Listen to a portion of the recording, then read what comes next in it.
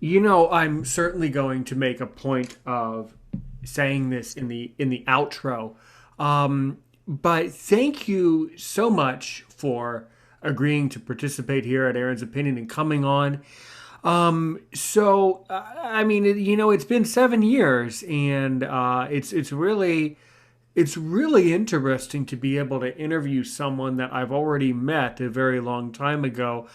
I mean, there's a couple people that I can say this to, but who I've actually met in real life and I'm interviewing, but you are certainly one of them. So, Nikki Edmonds, for one thing, let's just start with the basics. Who is Nikki Edmonds? Okay, well, you have said my name. So my name is Nikki Edmonds, and I come from the beautiful island of St. Lucia, in the Caribbean. I am the third child of 11 siblings. My parents really did try to raise us, like in accordance with their religious belief. My dad is visually impaired, so I actually inherited the condition from him. I attended the um, Santa Cruz School for the Blind in Trinidad for 3.5 years. Then I came back down to St. Lucia, where I went to the St. Lucia Blind, well, sorry, the St. Lucia School for the Blind for a couple more years. Then I went to the Canon Laurie Anglican Primary School for some years. Then I went to the Boca Senior Primary School for some years and the George Shaw Secondary School. And basically, I was very interested in music, but I never expressed myself until, say, like when I was like approaching my 20s or just before, and I was with two bands respectively. The United Talent Band and the Talented Visually Impaired Band. These two bands comprised of blind and visually impaired persons, and we would just, be at various locations, like gigging and stuff like that. And I got a lot of exposure. I did a lot of karaoke, so that helped. And then, I was just writing and composing in my spare time. I have two daughters. One is 22 years old, and the second one is 14 years old. So, I guess that's pretty much a little about Nikki Edmonds. And that's very interesting. I never knew 7 years ago, back in 2014, that you had studied actually in Trinidad at their school. Can you tell us, for the listeners who are maybe less familiar, can you tell us a little bit about that experience in Trinidad and some key points and some key things that happened there? Maybe something really funny, really sad, or really interesting that happened to you there. Oh my God, something really funny. Okay, Yeah, or well, or really interesting or really serious. Either way. yes, yes. Yes. Okay. Well, basically, I went to Trinidad at a very young age. I was about 5 years old, and that experience did not go down too well with me because I was very attached to my family, especially my mom. And so, going to boarding school really and truly did not serve me, at least not until I really understood what was what. So I spent like 3.5 years there, but we would come home on breaks, like, summer breaks, Easter, Christmas, and stuff like that. While over at the school, my piano tutor, who's now deceased, Mr. Morris Connor, I mean, this gentleman was an exceptional piano player. I loved the piano, but I never played. But I was so fascinated with it and with him. So sometimes I'll just go up to the piano keyboard and just, gently, like just run my fingers over the keys reverently, But like I said, I never played. One funny experience I can never forget is that one day we were in music class and I really wanted to go to the bathroom and he refused to allow me to go. And so I just urinated at his feet and he slipped. Ew. And Ew. Okay, yes. that's creepy. Okay. No, we didn't. Ew. That's okay. Ooh, that's cringy. Okay. Uh, okay. That's just creepy. Okay. Okay. Oh my God. So then that was really creepy. Okay. Oh my Okay. God. So after you creep me out and after you move back to St. Lucia, Okay. okay, let's go Yes. with less creepy.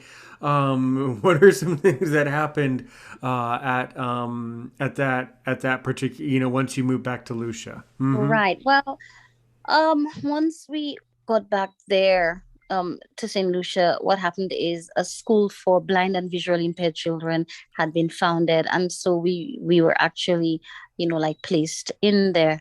Um, Spent some years there. We learned to read and write print pretty much because in Trinidad it was mostly Braille, right? Where we were just, really integrated into print, when we came back here. So that kind of helped. Well, it did help. And um from there, we were integrated into the sighted schools basically because it was thought that, every child should be given the opportunity to an education regardless, of, disability or, you know, that sort of thing. So that's what happened. And it was a very, uh, gosh, it was an experience that was challenging because I've never gone to school with quote unquote fully sighted children. Some of the children were very insensitive, but when kids don't understand, they behave like that, and it was challenging. Sure, sure, sure, sure. And you mentioned something that I think is very important. You mentioned that when you went to the school for the blind in Trinidad, Hmm. you started going there when you were 5. Yeah. Just a little girl, and I Yes. have some pretty strong opinions about that. I think that there, and of course you're familiar. I forget if I specifically told you this, but I'm sure you're familiar with UVC radio and Yeah. tell it like it Mm-hmm. is.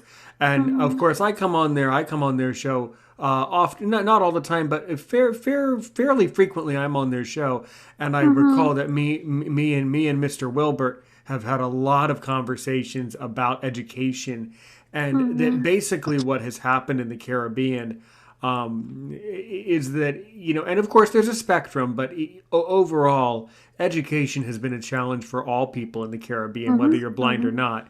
So it's affected things because it has. And this is only my opinion. I think that Mm-hmm. sometimes people in your part of the world don't always have the confidence to move forward in life because they never had the education to Yeah. fully, have the strength and fortitude to get up and start doing things in life. So, Mm-hmm. and of course, Mr. Wilbert can tell us better than either one of us that this is Mm-hmm. definitely the truth in Jamaica. The point being Mm-hmm. is that when parents are making this decision, whether to send their blind child to a school for the blind or to mainstream the child, I have a pretty harsh opinion, and I'm not a parent. So if the audience wants to say, "Hey, you probably shouldn't be saying this," well, you might be right, but I'm going to give you my opinion, which is that Mm-hmm. I think that these schools for the blind need to be used very carefully because when you send a child into that environment and then they start to not really like it, then that affects their ability and willingness to, participate in education. So Yep. I tend to think that, for me, school was pretty tough and I was mainstreamed. So by the time I got to university, I was already kind of fed up with things and I didn't Mm-hmm. really want to listen to what people had to say once I got to university. So, you have to pay, yeah, you have to pace yourself. But I think it does affect children when they go leave their families at young ages like that. And I'll tell you some, what, Aaron, sure, sure. I concur because let me tell you something, Yeah. and I'm gonna say it with absolutely no fear of what the repercussions may be, but I will say that to this day I detest school. Okay, that is why I never Right. pursued, Yeah. any courses or anything of that sort because it left a bad taste with me. Exactly. I dropped out at age 15, I for the remember that. record. Yes. You were telling, yeah, and you were telling our great friend Culturama, you were telling Diva that too when I was listening to the episode. Yes. And and of course it's totally it's totally none of my business to ask this, but of course if No, you that's want to share, cool. No, but you if you want to can. tell us why, um, for an educational standpoint, specifically why you dropped out, because a lot of people drop out of school and it's a big problem. So why did you make that choice? I dropped out because, well, one of the main reasons was, the way I was treated, by Right. my peers. That was one of the main reasons. And also, I had some personal issues. Okay. Um, also, Aaron, is like subconsciously, I always knew that I didn't have to sit in a classroom to Right. gain knowledge or anything of that sort. Subconsciously, I knew that. I'll tell you what, when it comes to religion and education, I do not, I'm not too fond of these two institutions. I mean, this, in my opinion, is slavery, and that is just how I feel, and I will not change it. Right. I think we're forced into these two institutions, and for me, I have a problem with that. So, Yeah, yeah. I think there's a lot of truth to it, and I think that's a similar thing that happened to me where I never really liked teachers. It's very ironic because now I'm a teacher. So oh, when a student doesn't want to learn with me, I'm nice about it. I'm nice to them, and I understand because I yes, think when people get fed up with teachers, it affects their willingness to listen in the future. And I think looking definitely. and Yeah, looking back on it, I think that's what happened with me. I had a very difficult time going through primary school, secondary, and then high school. yeah, And then by yeah. the time I graduated high school, I was used up, and then I went to college and didn't really like it because Boy, I wow, was wow. already I was already kind of tuned out of listening to what teachers had to say, I I think. And know. you know, Yeah, and there's a tiny bit, and we all have a tiny bit of guilt secretly in the back of our mind about these types of matters. But you know yeah, what? definitely. Life is life, and you know what the truth is. If someone asks you, Nikki, what if you could go back and change anything about your past, or if I ask a student this, there's only one right answer that all of us should give. It should be that we should have worked harder in school because all of us should have worked harder and all of us could have. Yeah, Yeah, that's a society thing. We all could have definitely. done that. So Yes. yeah. Yeah. Well, on a brighter note, on a brighter night. Now okay, knowing that I've been podcasting for a few years, have you Hmm. listened? Have you caught up with Aaron's opinion and listened to our content? It's fine if you have not, but have you? I have to be honest, I haven't, but Oh, it's you my haven't. intention to. Oh, I know you No, will. no, I will seriously, because what I want to do is, I want to do it with my producer, and that's one thing that I would like to touch on. Oh yeah, yes, yes, yes. So, well, I was just going to tell you, I'm going to talk to him tonight. He can come. Well, I'm going to ask him if he wants to come tomorrow night. Yeah, guys, we got a little frustrated a couple nights ago because of his technical problems, but no problem. That for the record, that was not his fault. Yes. So I will talk to him. I'm very sorry about that. He got a little he between us he got a little frustrated, but I really didn't mean to frustrate him. It's just if it's a technical problem, it's nothing personal. We just have to come back to it, and that's all. So yeah, Yes. I will definitely get back to him after this recording. I Sure. agree. Yeah, Sure. but Mhm. if you can tell him that Aaron's opinion is not upset and that he wants to have you on as Yeah, soon as I mean, you can certainly let him know. Yeah. I think he's cool with that, but I will let him know. Yeah. Um, so currently, you know, I have teamed up with a young gentleman by the name of Kevin Monrose, also known as Kelly Indigo, and we have formed a band, a musical band, and we go by the name of the Universal Connection. Over the past 9 months, we have put out two albums and, let's say, 12 singles. Yes. And we're working on our third album comprising of 12 songs. So this has been a major um, event for us both, especially with what's going on around us, the COVID pandemic. We have a great working relationship, and we really want to continue producing music. And so that's exactly what we're doing. That's excellent. That's excellent. Mm-hmm. So one of the things that I would like to say is, if you want, I would love to include one of your songs on this recording. So if you want, you can even send me the audio file, and I can actually put it into the podcast as a separate Okay. track. That would be Right. really exciting for listeners to Yes. get to actually Okay. hear a professionally produced Right. song. So, Yes. what types of professional production does happens at the Universal Connection, and how does someone? A lot of people want to know too, like how do you get into the music business properly, and how do you figure out like the right people to work with in the first place? Um, wow, that is kind of a tough question. I Oh, I think thought it was an easier one. I thought it's no, but no. that's okay. And this is just my personal opinion. Getting into the music, I think it has to be something that one wants to do. I think you need to want to do it, and um you have to you have to be serious about it, because when you decide to do anything, you have to have a level of commitment. So when it comes to music,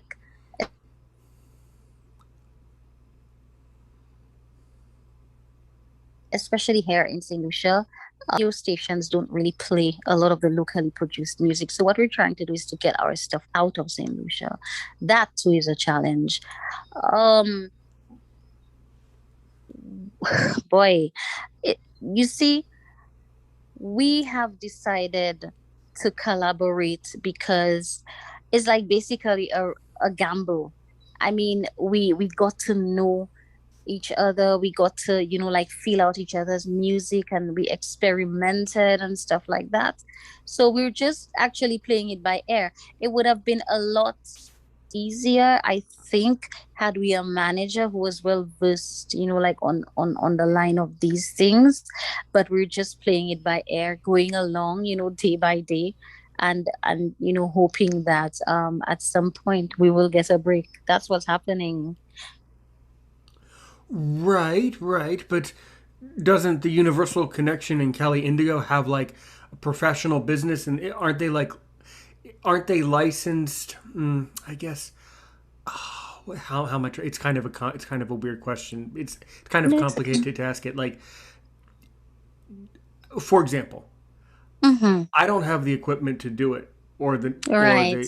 but let's say that Aaron's opinion came to you and Mm-hmm. they said Nikki, I want to help you produce a song, Mm-hmm. and then I produce it for you Mm-hmm. and set it up for you and then publish it.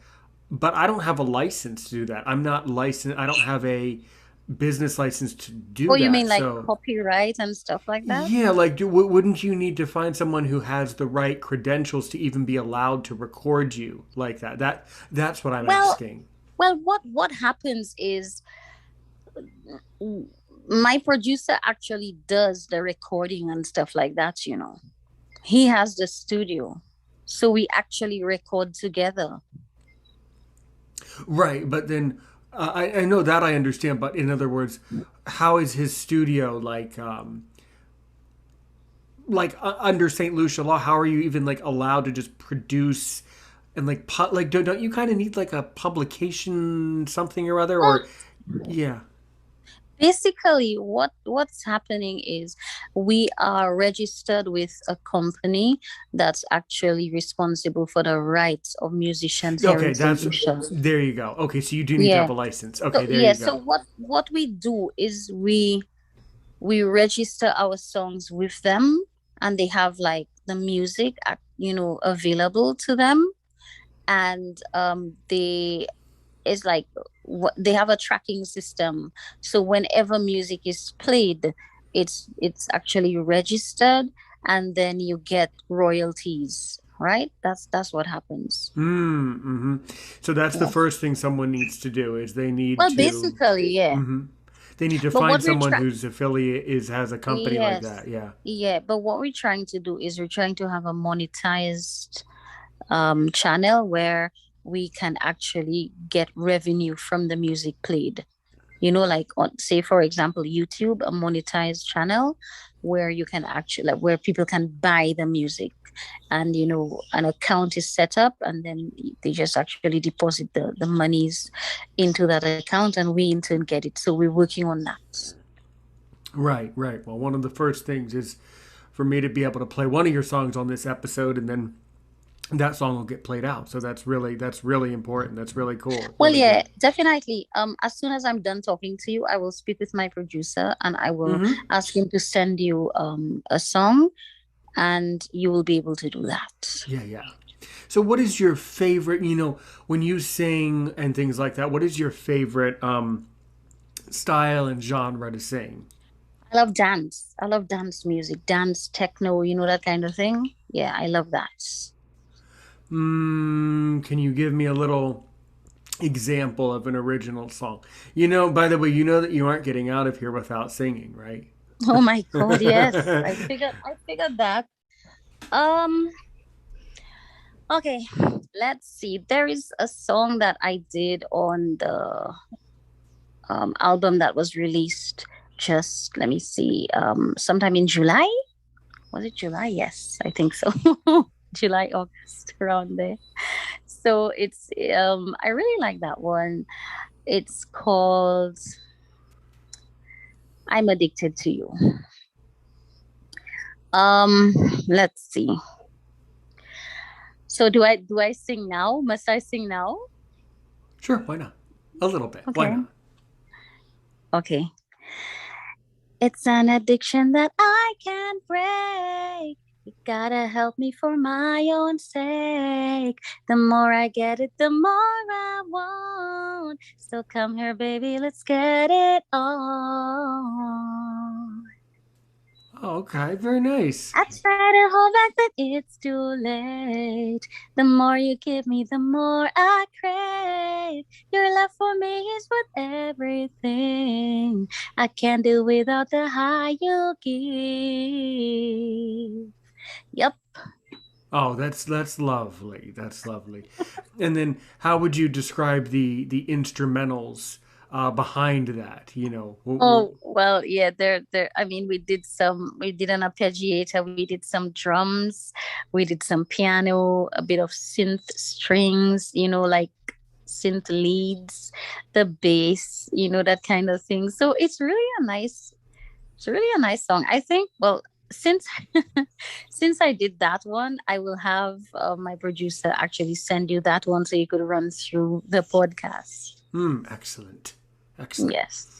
Mm-hmm. Okay, well, so outside of that, what other instruments do you play besides the voice? Well, I do the keyboards, but then that's basic. That's yeah. I do a bit of keyboards.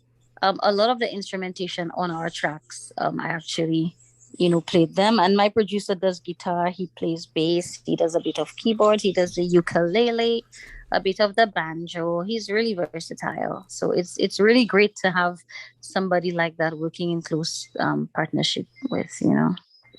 Definitely, definitely. Now, when you say you produce albums, do you mean like on iTunes? Like, how does the actual production and distribution of these albums work? Okay, that's the thing. We've only released them on YouTube, and like I said, we want to have monetized um channels where people can actually buy the stuff. So we are working on that. We've not yet succeeded, but we really want to, because we need to actually rake in, like income from our producing. Right, right. Sure, there's probably a lot of ways that you could do that. Yeah. Mm-hmm. Very Yeah, very so good. Very good. we really want to work on that. Right. Well, you would need to get your subscribers up on that YouTube Well, channel. That's definitely. Yeah, Yeah, that's that's one of the that's key the things. problem. That's the problem. Mhm. Your channel is is, Yeah. is just beginning. Yes. Yep. Mm-hmm. Yep. So it's very frustrating when you don't have a lot of subscribers on YouTube, but you just have to. My advice is that if you Mm-hmm. focus on your content and if you really take ownership of your music and really love singing it and love the people see when you love what you're producing, Oh yeah, and definitely. and people really respond well to that. So over time, slowly but surely, Mm-hmm. you will find that you start gaining a following through that. Definitely. Yeah, there's probably apps that you can put these tracks on that can probably be arranged too. So there are definite ways, but Yeah. Well, that's all really good. So, what are some things? How else are you spending? Well, for one thing, anytime that you're in the studio doing the production, how many Mm-hmm. hours does it take to produce any one song? It varies. It depends on the genre. It depends on the instrumentation. It depends on the mood. Honestly, it really does. And so, I mean, I spend a lot of time over in the studio with my producer. Sometimes we work on like one song per day, sometimes two songs per day. Then when we're done, we actually go back into the songs to tweak them and stuff like that. So it really depends. Yeah. Hmm. So it could be like 8 hour. It could be 8 hours a day, 6 hours a day, easily. Yeah, Hmm. definitely. Yeah. Mm-hmm. Well, that's really really excellent. Yes. And how else are you spending your time? Um, well, sometimes I write songs, like when I'm back home, or I'll just go on the keyboard for a while. Just taking it really easy. Sometimes I'll play with the cat, spend a little time with my second daughter, because my oldest one isn't with us. She lives someplace else. But I do a bit of reading, in my spare time, but I haven't done that of late because I'm so wrapped up in the music and stuff like that. I try to reach out to my friends, whenever possible. That kind of thing. That's how I spend my time. Mm-hmm. Hmm. Mm-hmm. Yeah, you mentioned on that other episode that you're really into animals. What Yes. which is actually for your region for St. Lucia, that's quite unusual to have animals. Most people didn't really seem God. to into pets. So what pets do you have? I have five cats Oh, and a five dog. cats. Oh. Yes.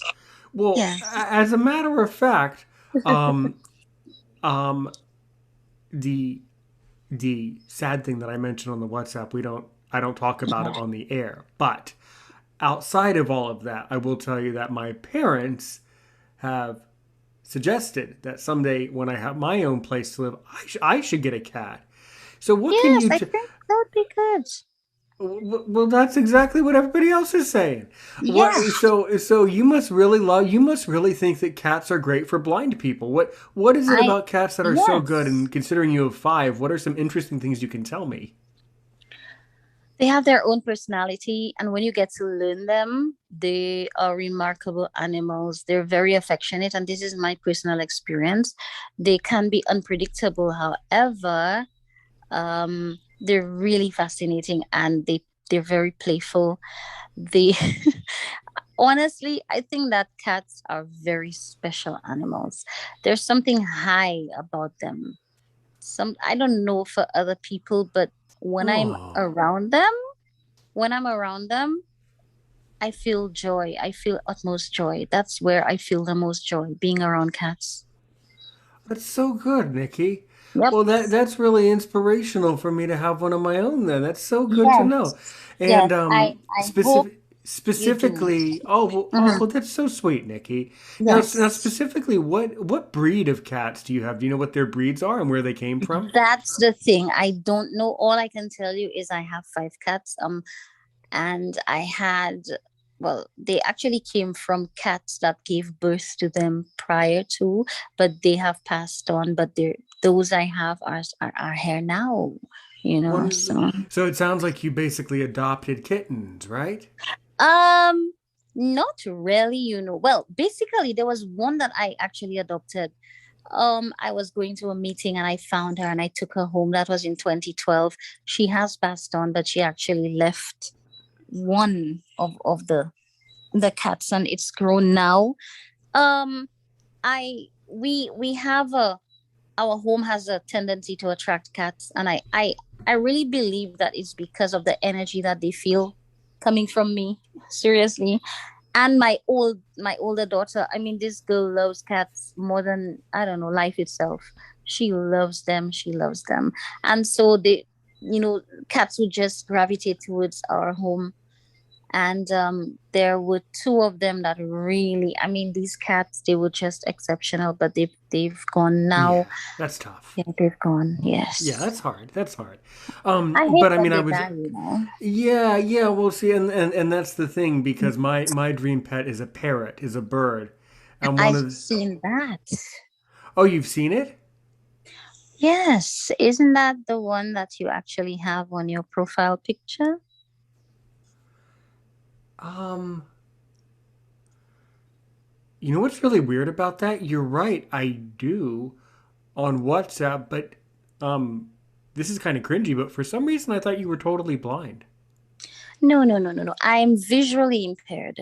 Oh, It's you're like visually impaired. basically, Oh, okay, yes. Like, that is fine.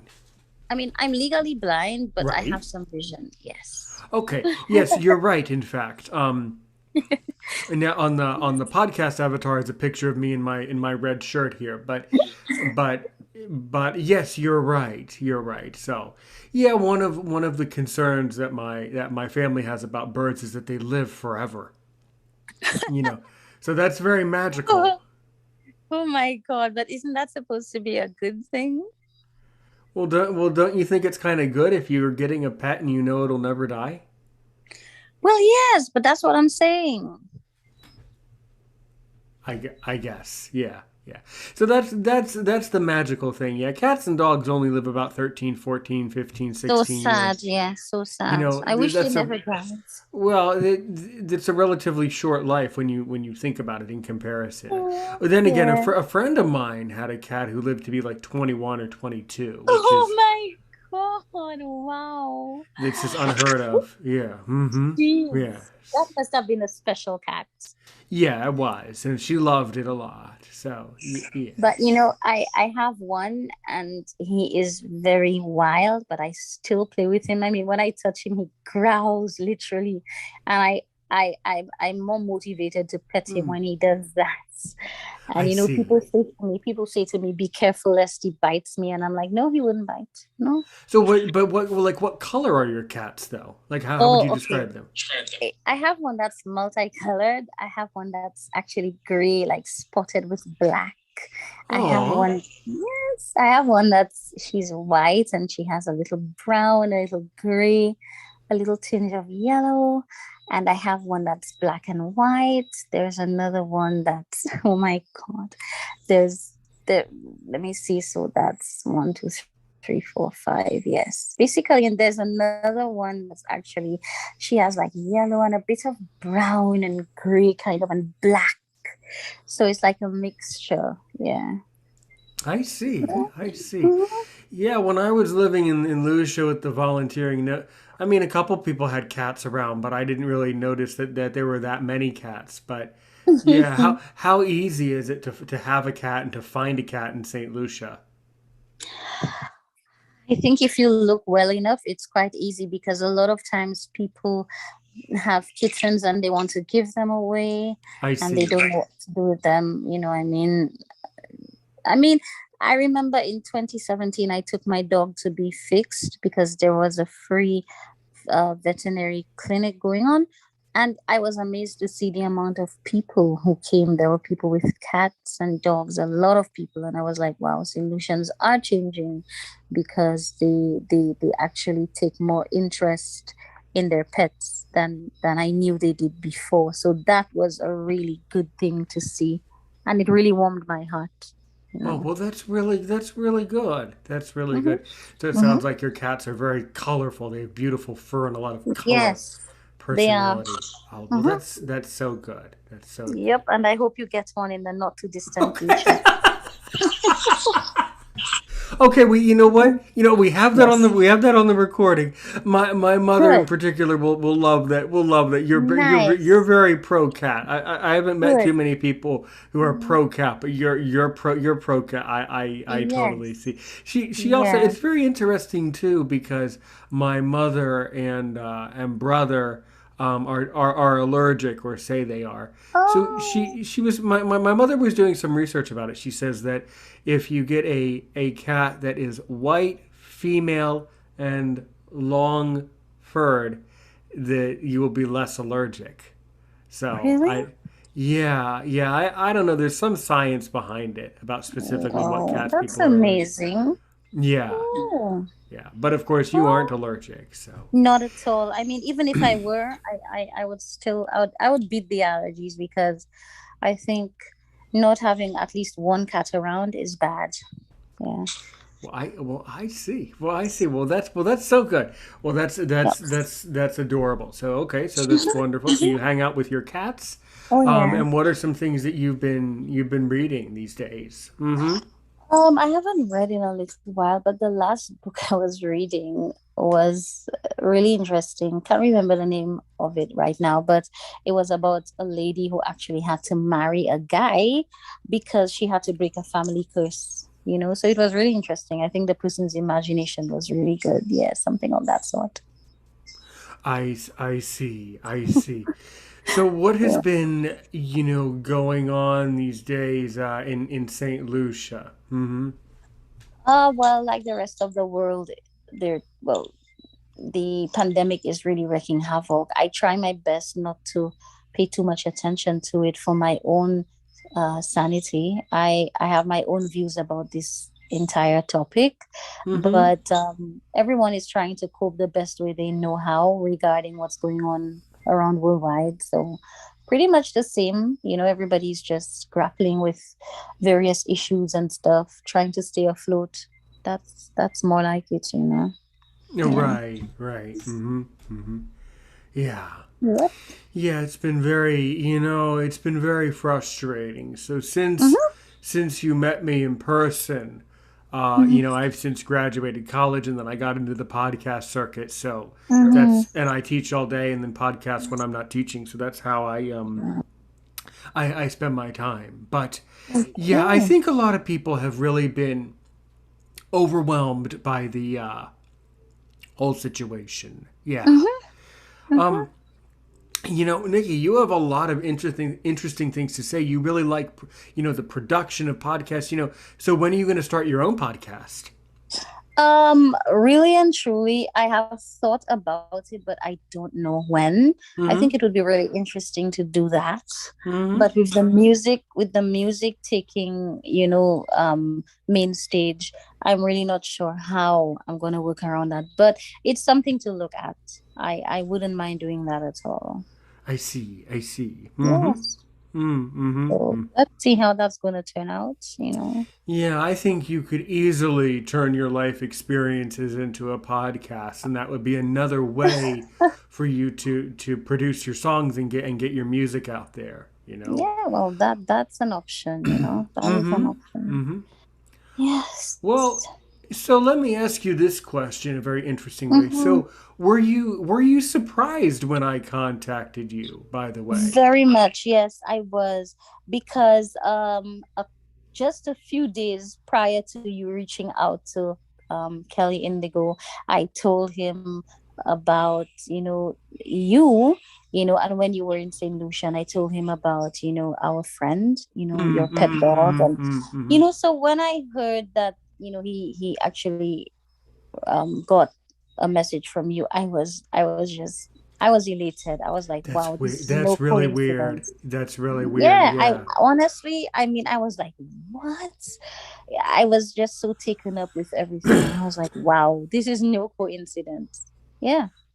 Yeah, that's So, really that's really.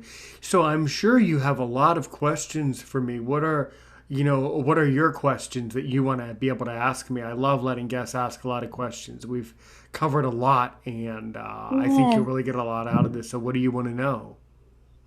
Well, I mean, I'm curious to know, apart from, like you teaching and podcasting, what else do you do to entertain yourself? What else do you do to preoccupy yourself with? Well, you know, we're in the process of moving somewhere. Oh, So okay. that's, as I was telling someone else last night on the podcast, that is unfortunately a very anxiety-ish type of thing that we're going to. Mm-hmm. So it's been a little hectic because we've moved from the pandemic into a move and blah blah blah and blah blah blah. So it's Right. it's a little stressful and it's definitely a little crazy. Yeah. Mm-hmm, mm-hmm.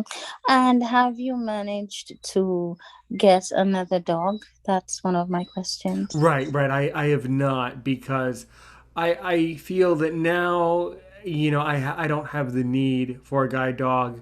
I'm not going out anymore really, and it's just life is Oh, just not the same as activity wow. wise and things like that. Yeah. Mm-hmm. Mm-hmm, Mm-hmm. mm-hmm. Yeah. But haven't you considered getting one just for, a pet? No? Well, I mean, we might. I mean, my mother might want one eventually, just for a pet dog for herself, eventually someday. But my parents are not big pet people. They want to be able to do things and Oh, be very active. My father, in particular, uh-huh. is very active. So it's not, Okay. he's not terribly. He's not really a pet. He's not really a pet person, but he doesn't Mm-hmm. mind pets. But he's certainly not a pet person that has to have a lot of pets. I don't need a lot of pets All either. I just want right. one. But Okay. All right. but I yeah, understand. I see. And but what about you? What dog? What dog? What is your dog? What dog do you have? Funny, I don't know the breed, but all I can tell you is that she's a wonderful dog and I love her. That's what I can And what say. does she look like? Oh, she's brown and she has a huge black nose and drooping ears and a really nice tail. And I bathe her like once a week. And oh my God, she's tied. And she's very active though, She's really a sweet creature. Yeah, man. I'm blessed to have her. Oh, I Yeah. see. That's so good. Yes. And how Mhm. did you come to find her? Well, there was a dog that a cousin had. Well, actually, the dog was my cousin's own, and then the dog gave birth, and we in turn actually got two puppies. One passed, and then this one remained. So we have her. Yeah. Mm-hmm. Mm-hmm. Sure, sure. Definitely. Definitely. Mhm. Mhm. And so you mentioned too that you have a very global family. So do you want to share with us more about the different interesting places around the world where your family lives? Because I'm sure you've traveled all over the world. To Me, I haven't traveled all over the world. I've traveled like through the Caribbean. I've never been to the US or Canada. My dream was to actually go to England, but that probably has been put on hold because of everything that's going on worldwide. But I'm not giving up hope. I have a brother and a sister in the United States. I have three sisters and one brother in Canada, and I have a sister in Saint Martin. I have, let's see, one, two, three brothers here in Saint Lucia. So basically, and I'm here. So that's it. Yeah. well, that's cool. Martin's a very fascinating country. Half is French, half is Dutch. That's a very interesting Mm-hmm. island. Yes. How did that person end up on Martin? I'm not sure. I guess she was just a very daring girl and a risk taker. Yeah, and she just went across. I guess. Yeah, that's how she is. So she's there now, and yeah, that's what it is. So now she probably speaks French perfectly now. Yeah, she Mm-hmm. does. Yeah, she does. She does. She's good. She does. I see. Yep. Mm-hmm. Mhm. And then how did those other people get to Canada, though? I mean, Martin's one thing, but Canada's really far. How did they get all the way to Canada? Well, let's see. Like I've said, I guess they actually just took risks, because it's a gamble. You never know what will happen when you leave your home and just decide to go across. I think my uncle could have probably helped, in the situation and stuff like that. So, and then they just went up and made a life for themselves. Yeah. I see. I see. Hmm. Very, very, very interesting. So do you Zoom? Do you do Zoom calls with all of these people in these different countries? Funny no, funny no. We have a family group that we talk on mostly, but we don't really do Zoom or anything unless it's absolutely absolutely necessary. I Yeah. see. I see. Yeah, yeah. I think a lot of people feel that way that we're just too busy with all of these WhatsApp groups. Mm-hmm. Yeah. Yeah. Yep. So when you do, when you do read these books, do you get them from Audible? How are you reading these books that you like to read? Well, I mean, they're print. So I have a magnifying glass that I Hmm. use to read. Really? Yes. Yeah, Hmm. I read with a magnifying glass. Okay. Well, then you must have much better vision than me then if you can read with a magnifying glass. Yeah, yeah. I mean, I use a magnifying glass. Doesn't that kind of strain your eyes though? It does. It does, but I go it, because I love to read and stuff like that. Yeah, So, yeah. I mean, my laptop has gone bad, so I'm trying to see how I can get another one, but then that's kind of challenging because the situation is kind of tough. It Keeping is. my It is. thoughts. That was one of So. the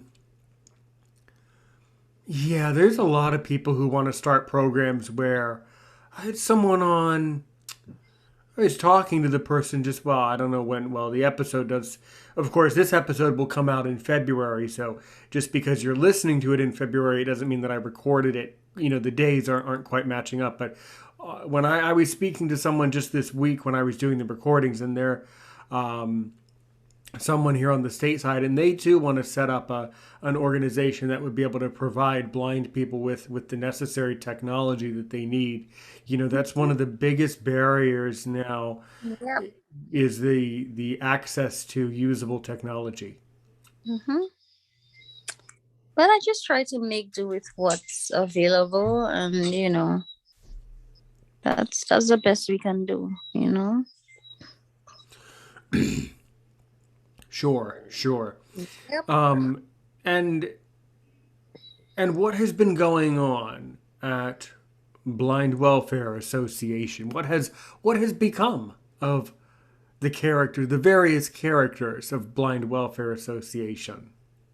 Well, the association is still running, but they have cut down on their staffing, like a lot of other organizations has done.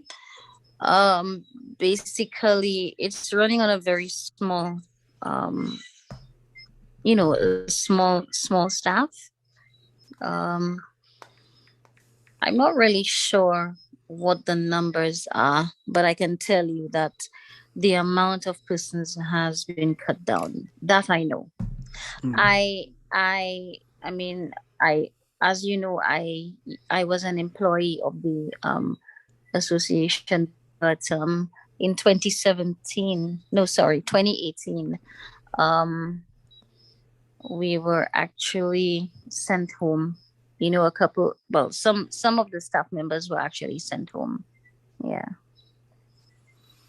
And that was the association's choice or the decision that came from the government or No, it was the association's choice, as far as I know, yeah. okay. So Mm-hmm. how are things going now? What's the situation today with the association? To be very honest, I am not sure. I do not have in detail exactly what is going on, but I can tell you that they're still operational. Okay. Good. Very, very good to know. The work they do is really important. That's for sure. Mm-hmm. Mm-hmm. Mm-hmm. Yeah. Yes. So that's what it is. Well, hopefully they will get their programs back, back, running, and hopefully things Mm-hmm. will, get back to back into the swing of things, Yeah. um, Yeah. as as we say. But Mm-hmm. back to the music aspect Yeah. of things. Mm-hmm. If someone is listening to this episode and they just heard your song and they're blind and they really want to get into music seriously themselves, what are some pointers and some things they should consider as far as getting into the industry of music? Like I said, one has to know what he or she really wants. And I think to actually help people become more musically inclined, it helps to listen to different genres of music. get to talk to people who are involved in music. Um, it's good to practice to write songs, compose them, sing them, that kind of thing, and um, try to forge relationships with people who are actually into the music, that kind of thing. I do not have all the ins and outs of, like the really hardcore stuff when it comes to, like how to link up with producers and all of that. No. But the little pointers that I just gave, I think would guide somebody in that direction. And I'm hoping that it's clear cut enough. Excellent. Sure, sure. Mhm. Well, so if someone wanted to get in touch with you personally, how would they go about doing that? Um, because of the fact that we are a band, it would mostly be the producer because he's the one who does, like the producing and stuff like that. And so, I mean, they would need to link him up. His number, if I may give it out, is 1758. That's for people out of the region. 1758 519 7783. Excellent. Yes. And do you, before we end with a song, and I think you're going to be able to guess what song I'm going to want you to sing in a minute. But before we Oh get to my. that, I think you'll know. I think you'll be able to guess what it is. Oh But my God. you'll be able to guess. Oh God. Before we get to that, would you like to ask me? I think we've really covered a lot today. Mm-hmm. And so before we end, I think I've asked all of my questions. I think you've done a magnificent job, presenting all of this material. Do you have any final questions that you really want to ask me to, really make me sweat and see if I'm really worth my Oh salt my as God. a podcaster? You can ask. I tell you what, you can ask since we actually before I stopped the clock, you have at least another 8 minutes on the hour, 7 to 8 minutes. So Mm-hmm. you can ask Mm-hmm. three or a couple more questions that you really want to know to really make me sweat. I don't know if they'll make you sweat, but one of them would be what actually motivated you to get into podcasting? Sure, sure. Well, a couple years back, I was spending a lot of time teaching, and I discovered, as you probably remember from 2014, that I'm someone who loves teaching people. I love talking to people. I love teaching people, and things like that. Um, and so, I just really used my teaching background as a springboard for me to talk about the various problems and issues that are going on around the world and in the blindness community. Mm-hmm. And that's really how I got into it. And I felt that other podcasters were not open to having people guest on their show. And I think having a platform where, you know, where people can guest and speak about the issues that are important to them, you know, whether you love cats, you love birds, you're a musician, Mm-hmm. you Mm-hmm. speak French, you don't. Podcasters need to start working together, just as musicians do and should. All right. We're all artists, right? This is a form of art, and Yeah. we need to work together to start solving these various issues. So Mm-hmm. that's really what became Aaron's opinion. And then over the past years, I've practiced. Podcasting, just like music, you have to practice talking to Yeah. people. You have to practice the conversation. You have to practice interacting with a guest. It's a Sure. skill set. You have to practice it over years. Mm-hmm. Yes. Mm-hmm. Hmm. Okay. Good. What would you say is your favorite genre of music?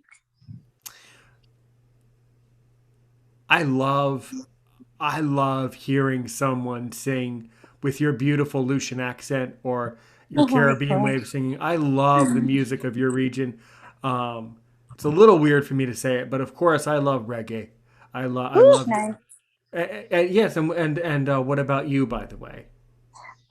Well, my favorite genre is basically dance. I really love dance. Dance and what do you think of reggae too? Do you Oh sing some yeah, reggae? yeah. Um, kind of. I used to sing reggae with the bands. Yes. Yeah, yeah. There's some really beautiful, some really incredible songs. Oh yeah, definitely. So beautiful, so Hmm, beautiful. hmm. All Yes. right. And what would my final question be? Um, Throughout this entire pandemic, what would you say? Would what? Sorry, what have you learned most? Brilliant question. Throughout this, yeah. What have you Brilliant. learned? Absolutely perfect. Absolute brilliant question. I've learned to be patient Oh, that is awesome. because we've had to do a lot of sitting around in very hot weather, in very cold weather, when we're very tired, when we have a lot of work, when we're bored. I've just learned that sometimes in life you just have to be, bless you, autistic. Yeah, You just have thank to be, you, no thank problem, you. no problem. It's fine. You just have to be patient in life, and that a Wow. successful life and the success of a podcast or music, let me forewarn you, everything is painfully slow. So if you think you're producing mute tracks slowly, well then you must be producing them very well. So don't let the slow or the sluggish nature affect you. If it's slow, it's good. Nobody wants to tell you that. Wow. All right. Awesome. Thank you So, so much for sharing that. so. Once upon a time, we were sitting at Blind Welfare. Oh We my were God. sitting in the lounge, and I asked you if you could record singing a very, very, very special song. Oh A my. song that I tremendously love. How about you?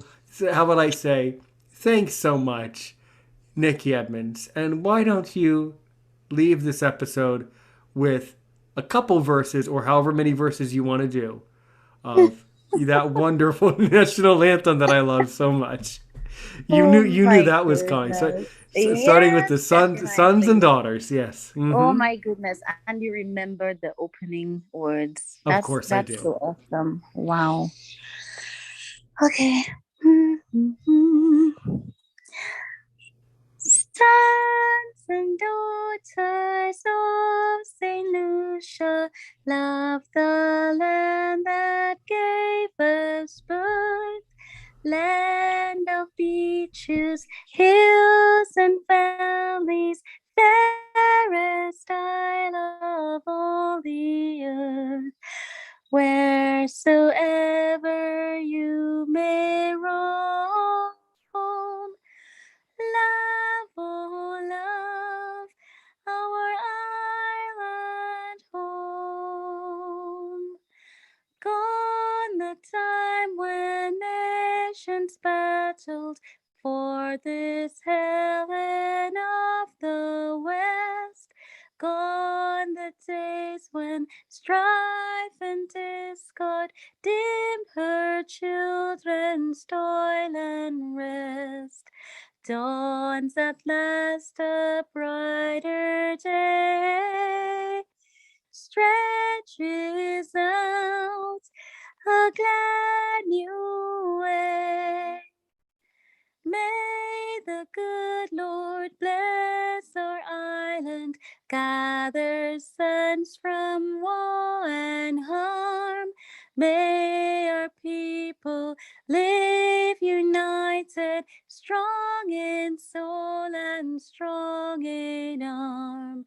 Justice, truth, and charity are our deal forever be. That's it.